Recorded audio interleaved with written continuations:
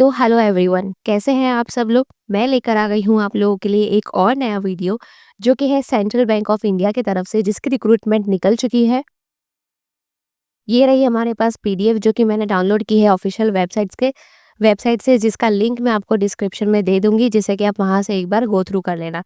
यहाँ पर बात कर लेते हैं हम सेंट्रल बैंक ऑफ इंडिया के एजुकेशन के बारे में। क्या एजुकेशन क्वालिफिकेशन आएंगे, एज लिमिट क्या होगी हमारे पास, यहाँ पे अप्लाई कैसे करना रहेगा। तो चलिए वीडियो को शुरू करते हैं। इसी ऑफिशियल वेबसाइट से मैं आप लोगों को एक्सप्लेन करूंगी ये सारी चीज़ें।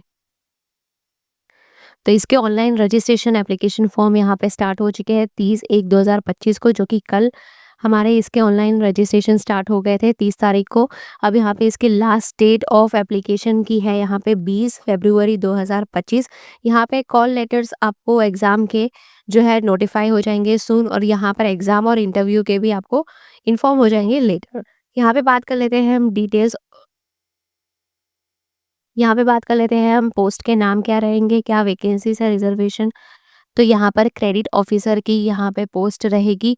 यहाँ पे पोस्ट वैकेंसीज यहाँ पर कैटेगरी वाइज डिस्ट्रीब्यूट की है, जैसे कि एससी के 150 होंगे, एसटी के 75, ओबीसी 270, यहाँ पे ईडब्ल्यूएस के लिए 100, जनरल के लिए 450। यहाँ पे टोटल होगा हमारे पास, टोटल सीट्स हमारे पास है यहाँ पर 1000, जो कि 1000 वैकेंसीज हमारे लिए बहुत ज़्यादा है। दूसरी पोस्ट रहेगी हमारी यहाँ पर क्रेडिट ऑफिसर यानी कि असिस्टेंट मैनेजर की। यहाँ पर तो पे स्केल के बारे में देख लेते हैं। तो यहाँ पर आपको 85,920 रुपीज़ पे होगा आपको। सिटीजन ऑफ इंडियनशिप यानी कि हमारे पास आधार कार्ड, पान कार्ड होना चाहिए। यहाँ पर एज एंड एजुकेशन क्वालिफिकेशन के बारे में बात कर लेते हैं। तो यहाँ पर क्रेडिट ऑफिसर के लिए एज लिमिट की बात कर लेते हैं। तो यहाँ पर मिनिमम 20 ईयर्स होना चाहिए, मैक्सिमम 30 ईयर्स होना चाहिए।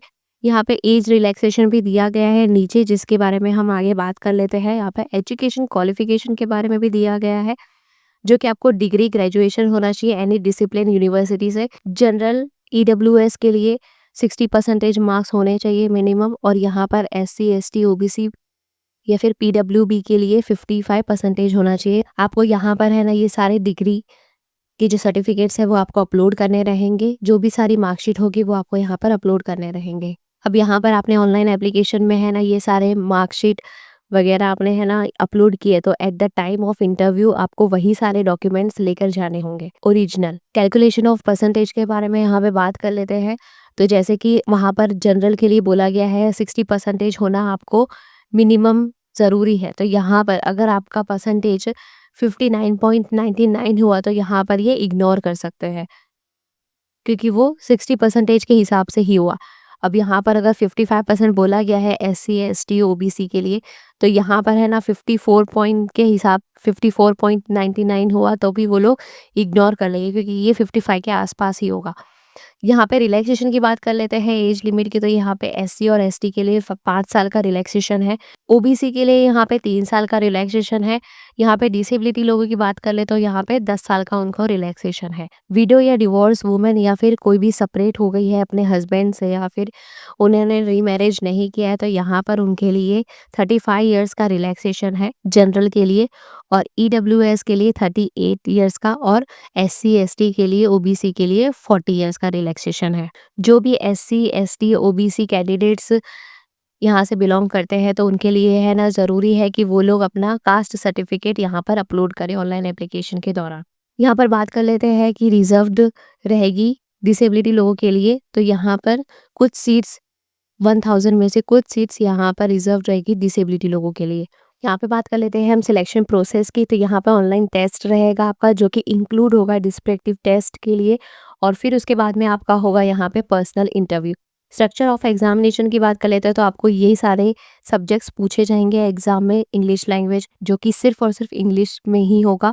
फिर यहाँ पे एप्टीट्यूड होगा, रीजनिंग होगा, जनरल अवेयरनेस होगा, अवेयरनेस बैंकिंग होगा। ये सारी चीज़ें आपको ऑप्शन में पूछी जाएगी कि आपको इंग्लिश में या फिर हिंदी में वो पेपर देने हैं। आप जब ऑनलाइन एप्लीकेशन फॉर्म भरेंगे तो आप यहाँ पर सिलेक्ट कर सकते हैं कि आपको इंग्लिश में एग्ज़ाम देनी है या फिर हिंदी में एग्ज़ाम देनी है। यहाँ पर आपको टाइम दिए गए हैं कि कितने अलॉट होंगे ये सारे सब्जेक्ट्स के। मिनट्स तो यहाँ पर 25 मिनट्स दिए गए हैं ये सारे सब्जेक्ट वाइज यहाँ पर। फिर यहाँ पे बोला गया है कि डिस्क्रिप्टिव टेस्ट होगा यहाँ पर, तो आपको इंग्लिश लैंग्वेज में लेटर राइटिंग होगा और ऐसे होगा, जो कि होगा 30 मिनट्स का, और यहाँ पर मार्क्स भी होंगे 30। नंबर ऑफ क्वेश्चंस होंगे यहाँ पे सिर्फ 2, जो कि होगा लेटर राइटिंग होगा और ऐसे होगा।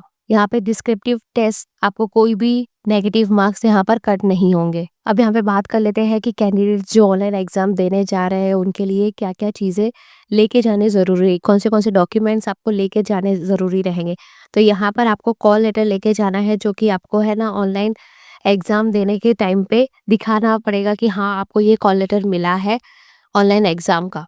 फिर यहाँ पर आपको फ़ोटो आइडेंटिटी प्रूफ़, यानी कि आपको है ना फ़ोटो लेके जानी होगी, लाइक आधार कार्ड या फिर पैन कार्ड हो गया, वो आपको लेके जाना होगा। फिर जो आपने ऑनलाइन एप्लीकेशन फॉर्म भरा होगा उसकी ज़ेरॉक्स आपको फ़ोटोकॉपी लेकर जानी रहेगी। अगर आप कॉल लेटर ऑफ एग्ज़ामिनेशन भूल गए तो फिर आपको यहाँ पर परमिट नहीं दिया जाएगा एग्ज़ाम में बैठने के लिए। अब यहाँ पर बोला गया है कि जैसे कि आपकी एग्ज़ाम हुई तो आपको है ना 2 घंटे या 3 घंटे पहले आना पड़ेगा, क्योंकि यहाँ पर कुछ फॉर्मेलिटीज़ होती है, जैसे कि है ना डॉक्यूमेंट देखना, फिर लॉगिन करना, कुछ इंस्ट्रक्शंस होते हैं जो आपको फॉलो करने रहेंगे। इसीलिए बोला गया है कि 2 या 3 घंटे पहले आपको वहाँ पर पहुँच जाना रहेगा। यहाँ पे कट ऑफ स्कोर की बात कर लेते हैं तो ईच कैंडिडेट सब आपको मिनिमम स्कोर लाना होगा ऑनलाइन एग्ज़ाम में, जिससे कि यहाँ पर नंबर ऑफ वैकेंसीज़ के हिसाब से कट ऑफ होगा। वो भी है ना आगे जाके जो प्रोसेस होगी वहाँ पे आपको पता चलेगा कि कितना कट ऑफ है, यहाँ पे इन्होंने कितना कट ऑफ रखा है। बात कर लेते हैं यहाँ पर इंटरव्यू की, तो आपको यहाँ पर इंटरव्यू कंडक्ट करना रहेगा,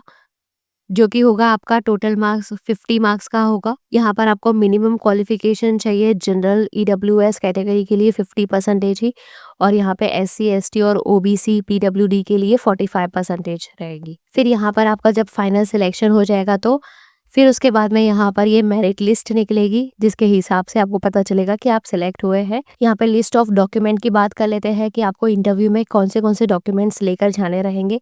तो यहाँ पर इंटरव्यू का कॉल लेटर आपको दिया जाएगा, आपके एसएमएस या फिर आपके मेल आईडी में आ जाएगा, जो आपने ऑनलाइन एप्लीकेशन में दिया होगा नंबर या फिर आपकी मेल आईडी, तो वहाँ पर ही आपको ये कॉल लेटर आ जाएगा।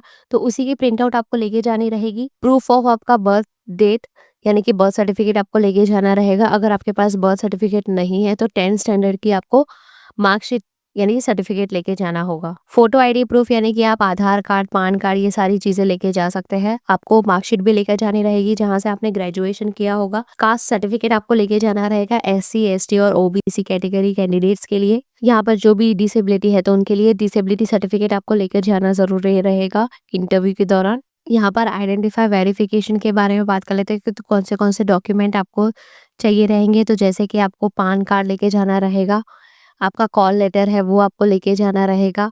यहाँ पर ये सारे डॉक्यूमेंट वेरीफाई होंगे। फिर आपको जैसे कि पासपोर्ट है आपके पास, या फिर ड्राइविंग लाइसेंस है, वोटर आईडी कार्ड है विथ फोटोग्राफ, बैंक की पासबुक है विथ फोटोग्राफ, फिर यहाँ पर आधार कार्ड है, जैसे ई आधार कार्ड है, ये सारी चीज़ें आपको लेके जानी रहेगी। अगर आप कोई एम्प्लॉय है तो फिर वहाँ पे एम्प्लॉय आईडी भी आप दिखा देंगे, वो भी चलेगा। ये सारी चीज़ें आपको लेकर जानी रहेगी। यहाँ पे राशन कार्ड नहीं चलेगा, लर्निंग ड्राइविंग लाइसेंस भी एक्सेप्ट नहीं होगा यहाँ पे। फिर यहाँ पे कुछ कैंडिडेट्स की जैसे शादी हो जाती है तो वो लोग अप्लाई करते हैं, तो यहाँ पे मैरिज सर्टिफिकेट भी नहीं चलेगा। सिग्नेचर यहाँ पर आपको स्कैन करके अपलोड करना रहेगा, तो वो कैपिटल लेटर में आपका सिग्नेचर नहीं होना चाहिए, क्योंकि यहाँ पर ये एक्सेप्ट नहीं करेंगे। बायोमेट्रिक वेरिफिकेशन यहाँ पर होगा, तो यहाँ पर आपका फिंगर भी स्कैन करेंगे, जिससे कि है ना कोई भी मेहंदी या फिर कोई भी कलर या फिर कोई भी स्टैम्प इंक नहीं होनी चाहिए आपके थंब पे, राइट थंब पे। यहाँ पर आपको बायोमेट्रिक वेरिफिकेशन में देना होगा। यहाँ पर आपका फोटो भी स्कैन करेंगे, जो फोटो आपने अपलोड किया होगा बस वही फोटो आपका वेरीफाई होना चाहिए उन्हीं के कंप्यूटर में भी। मेक श्योर करें कि आपका जो राइट थंब है वो कुछ भी उसमें डस्ट नहीं होना चाहिए या फिर कोई गंदा नहीं होना चाहिए, जिससे कि बायोमेट्रिक अगर आप स्कैन करें तो फिर है ना आपका फिंगर अच्छे से स्कैन हो जाए। बात कर लेते हैं हम यहाँ पर कि आपको अप्लाई कैसे करना है, how to apply, application fees यहाँ पर क्या रहेगी। तो यहाँ पर आपको ऑनलाइन एप्लीकेशन ही फॉर्म भरना रहेगा, जिसकी लास्ट डेट है आपकी 20 फरवरी 2025।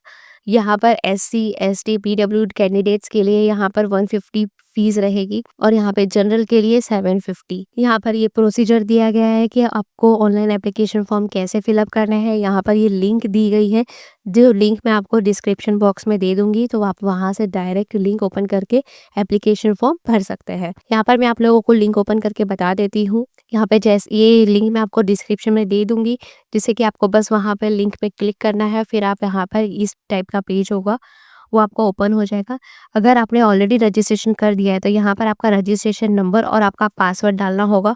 अब यहाँ पे सिक्योरिटी कोड, यहाँ पे ये जो सिक्योरिटी ये कोड दिया गया है वो आपको यहाँ पे टाइप करना होगा और सबमिट कर देंगे, तो आपका जो भी एप्लीकेशन फॉर्म होगा वो यहाँ पर ओपन हो जाएगा। अब यहाँ पे न्यू रजिस्ट्रेशन के लिए यहाँ पे क्लिक करना रहेगा आपको। बस आपको ये सारी बेसिक इन्फॉर्मेशन भरनी रहेगी, फिर उसके बाद में आपका रजिस्ट्रेशन आईडी और पासवर्ड आपका जनरेट हो जाएगा। आपके ये दिए गए नंबर पर ही आपको पासवर्ड का मैसेज आ जाएगा और रजिस्ट्रेशन का नंबर का मैसेज आ जाएगा। फिर यहाँ पे जैसे फ़ोटो और सिग्नेचर आपको यहाँ पर अपलोड करनी रहेगी। यहाँ पे कुछ डिटेल्स होंगे जो आपको है ना फिलअप करने रहेंगे, ग्रेजुएशन आपने कहाँ से किया है वो सारी चीज़ें, प्रीव्यू, यहाँ पर ये सारे चीज़ें आपको अपलोड करनी रहेगी, जैसे कि 10th की मार्कशीट, 12th की मार्कशीट, आपका जहाँ से आपने ग्रेजुएशन किया है वो सारी चीज़ें आपको वहाँ पर अपलोड करनी रहेगी। फिर यहाँ पर लास्ट ऑप्शन होगा आपका पेमेंट का, जो कि आपको यहाँ पर पेमेंट करना रहेगा। उन्होंने स्कैनर दे दिया होगा, आप पेमेंट मोड कर सकते हैं डेबिट कार्ड के थ्रू, क्रेडिट कार्ड के थ्रू, या फिर गूगल पे, फ़ोन पे, इस सब से आप पेमेंट कर सकते हैं। तो हम चलते हैं अपने पीडीएफ की तरफ। यहाँ पर ये सारी चीज़ें आप लोगों को दे दी है कि आपको क्या-क्या अपलोड करना रहेगा। फ़ोटोग्राफ, सिग्नेचर, लेफ्ट थंब, यहाँ पर हैंडराइटिंग डिक्लेरेशन फॉर्म, आपको हैंडराइटिंग डिक्लेरेशन आपको सबमिट करना रहेगा। जैसे कि मैंने आपको बताया, यहाँ पर पेमेंट मोड आपका ऑनलाइन ही रहेगा। आप पेमेंट यहाँ पे कर सकते हैं डेबिट कार्ड से भी, क्रेडिट कार्ड से भी कर सकते हैं। अब आपका डेबिट कार्ड कोई भी हो, जैसे वीज़ा का हो या फिर मास्टर कार्ड का हो या फिर रुपए का हो, तो आप कर सकते हैं। यहाँ पे इंटरनेट बैंकिंग से भी हो सकता है, मोबाइल वॉलेट से भी हो सकता है, या फिर कोई भी यूपीआई से हो सकता है, जैसे कि गूगल पे, फ़ोन पे। यहाँ पर आपको मेक श्योर करना है कि आप जो भी एप्लीकेशन ऑनलाइन फिल कर रहे हैं, जैसे कि आपका नाम है, आपका मोबाइल नंबर है, एड्रेस है, डेट ऑफ बर्थ है, ये सारी चीज़ें आपको बहुत ही सही से और बहुत ही अच्छे से भरनी है। जिससे कि अगर वहाँ पर आपको वेरिफिकेशन देना होगा, जैसे कि आधार कार्ड से आपका नाम, आपका डेट ऑफ बर्थ, एड्रेस, ये सारी चीज़ें वेरीफाई करें तो दोनों सेम आनी चाहिए। यहाँ पर कुछ आइटम्स के नाम दिए गए हैं जो कि नॉट अलाउ है इन एग्जामिनेशन सेंटर। यहाँ पर जैसे कि है ना, पेन ड्राइव है, आपका phone, Bluetooth, earphone, microphone, pencil box, यहाँ तक कि कैलकुलेटर, राइटिंग पैड, ये सारी चीज़ें आपको अलाउ नहीं होगी लेके जाने के लिए। गॉगल्स है, हेयर पिन है, हेयर बैंड है, बेल्ट, कैप, ये सारी चीज़ें आप लोग देख लेना एक बार, जिससे कि यहाँ पर अलाउ नहीं होगा। ये सारी चीज़ें आपको बाहर रख के ही जानी पड़ेगी, तभी आपको अलाउ करेंगे एग्जामिनेशन सेंटर में जाने के लिए। यहाँ पे बात कर लेते हैं हम एग्ज़ाम सेंटर की। यहाँ पे स्टेट वाइज आपको दिया गया है कि आप लोग जैसे कि आंध्र प्रदेश से फॉर्म भर रहे हैं तो यहाँ पर ये एग्जामिनेशन सेंटर्स यहाँ पे दिए गए हैं, उसके नाम विजयवाड़ा है, जैसे ये सारी चीज़ें। फिर जैसे कि आप गुजरात से फॉर्म भर रहे हैं तो फिर यहाँ पर अहमदाबाद है, गांधीनगर है, वडोदरा है, राजकोट, सूरत, जामनगर, भावनगर, यहाँ पर ये सारे एग्जामिनेशन सेंटर के नाम दिए गए हैं यहाँ पर कि वो सेंटर्स कहाँ पर आएंगे, और यहाँ पर ये स्टेट्स के नाम दिए गए हैं। अब यहाँ से अगर आपको कोई भी क्वेरी हो तो प्लीज़ आप मुझे कमेंट करके पूछ लेना, जिससे कि मैं आपको वहाँ पर ही आंसर दे दूँ। होप आप लोगों को ये वीडियो पसंद आई होगी। Thank you for watching this video. Please like, share and subscribe.